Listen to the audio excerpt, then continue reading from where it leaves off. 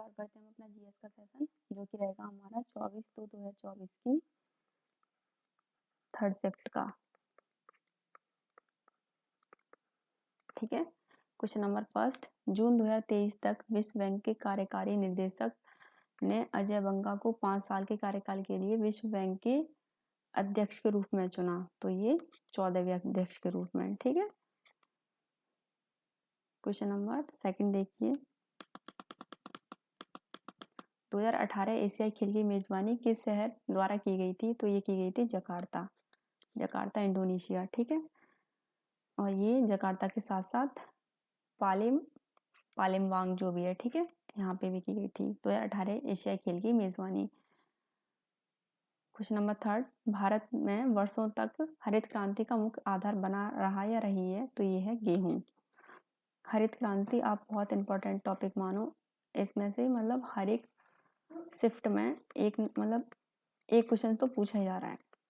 ठीक है, question number 4 देखिए, भारत के निम्नलिखित में से किस नृत्य कलाकार ने वर्ष 2018 में लोक और जनजातीय नृत्य के लिए संगीत नाटक अकादमी पुरस्कार जीता? तो ये हैं अर्जुन सिंह ध्रुव ने। पुष्कर ऊंट मेला का संबंध किस राज्य से है? तो ये है राजस्थान। राजस्थान में लगता है हमारा पुष्कर ऊंट मेला। क्वेश्चन नंबर 6 देखिए, जलियांवाला बाग हत्याकांड की जानकारी मिलने पर किसने अपनी नाइटहुड की उपाधि वापस कर दी थी या त्याग दी थी? तो वो थे हमारे रविन्द्रनाथ टैगोर।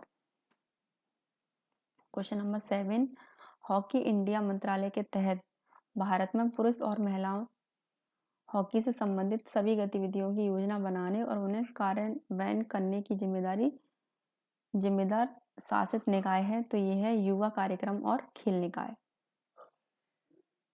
सॉरी युवा कार्यक्रम और खेल मंत्रालय, निकाय नहीं मंत्रालय।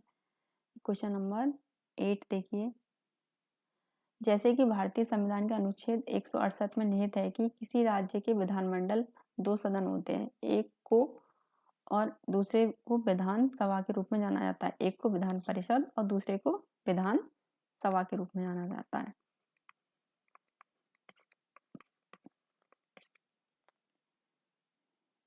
Question number 9, People's Republic of China की राजधानी निम्नलिखित में से कौन सी है? तो ये है बीजिंग।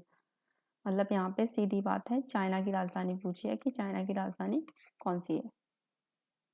तो आप लोग यहाँ से देख लो, स्टैटिक्स में सबसे ज्यादा इंपॉर्टेंट जो रहेंगे आपके, एक तो यही है देश, राजधानी, मुद्रा भी पूछ सकता है। ठीक है, और नृत्य तो है ही है, और लोकगीत भी है, और गेम्स। ठीक है, क्वेश्चन नंबर 10, कपिल देव ने 1983 विश्व कप यानी कि 83 के नाम से जाना जाता है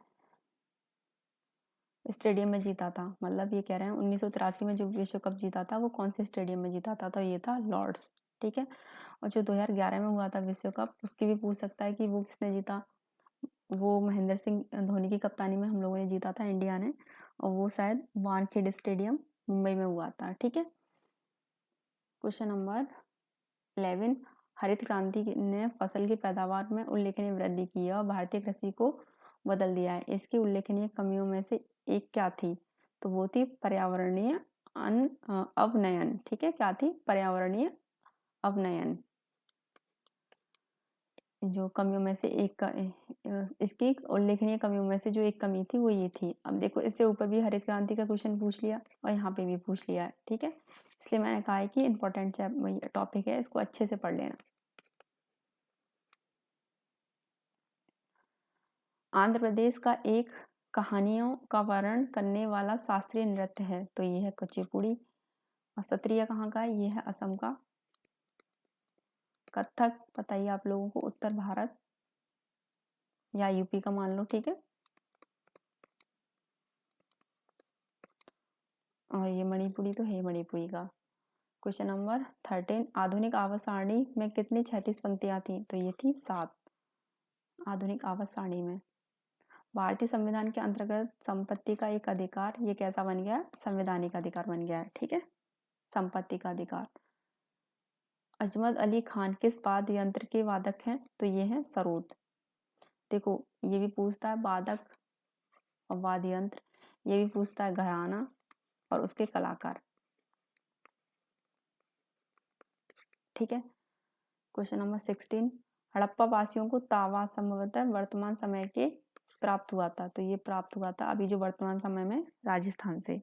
ठीक है। क्वेश्चन नंबर 17 देखिए, किस प्रकार का व्यय उन व्ययों को संदर्भित करता है जिनसे भौतिक या वित्तीय संपत्तियों का सृजन नहीं होता? तो ये है राजस्व व्यय। ठीक है। राजस्व व्यय की डेफिनेशन क्या है? ये इस प्रकार का व्यय जो उन व्ययों को संदर्भित करता है जिनसे भौतिक और वित्तीय संपत्ति का सृजन नहीं होता। क्वेश्चन नंबर 80, जून 2023 में वार्षिक यूको इंडिया पुरस्कार में global Indian icon of the year किसे सम्मानित किया गया? तो ये सम्मानित किया गया था मैरी कॉम को। क्वेश्चन नंबर 90, सरकार ने 2023-24 बजट में सामाजिक और आर्थिक रूप से पिछड़े अनुसूचित जनजाति के लिए लक्षित योजना को लागू करने के लिए प्रधानमंत्री पीवीटीजी विकास मिशन की घोषणा की है। यह पीवीटीजी का पूर्ण रूप है, मतलब इसकी फुल फॉर्म पूछिए हमसे कि क्या है। तो ये है ऑप्शन सेकंड में दी है हमारी, पार्टिकुलर वल्नरेबल ट्राइबल ग्रुप्स। ठीक है। Particularly vulnerable tribals group. ठीक है, इसकी फुल फॉर्म पूछी थी।